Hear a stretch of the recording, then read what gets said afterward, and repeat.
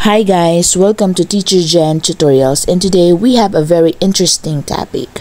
It's all about this one. Sabi nila lunod daw sa utang si teacher. Loan dito, loan doon. So, tingnan natin kung bakit, no? Sinasabi natin na ang teachers ay isa sa mga hardworking professional sa ating bansa, no? Pero sila din yung mga underpaid sa kasalukuyang mga professionals. Yes, mga professional teachers po. Ibig sabihin noon, sila ay na-achieve or na-attain nila yung certain degree para maging professional. May 4 years course or more. Passer sila ng licensure exam.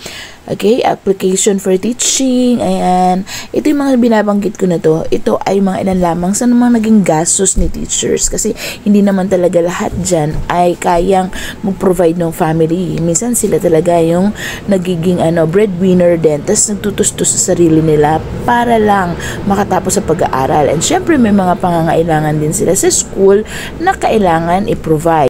Gaya ng ibang mga pangangailangan sa loob ng classroom ni teacher.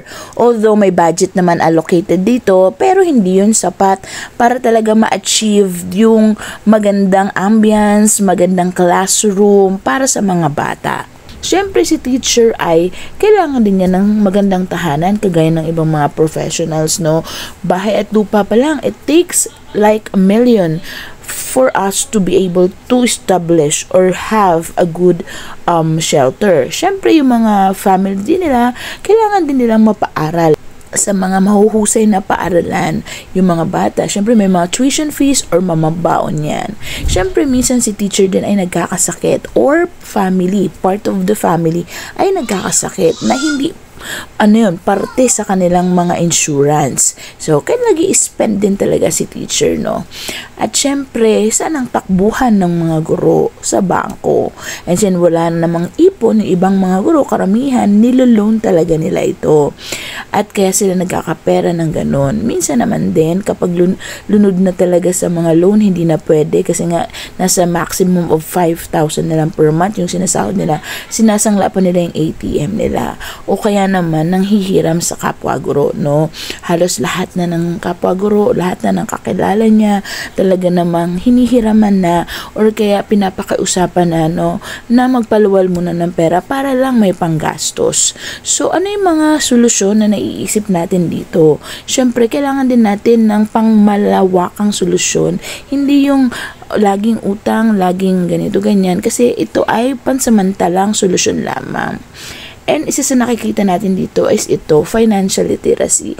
But me, I believe na yung mga teacher is financially literate na. Alam na natin kung paano talaga gastusin yung pera.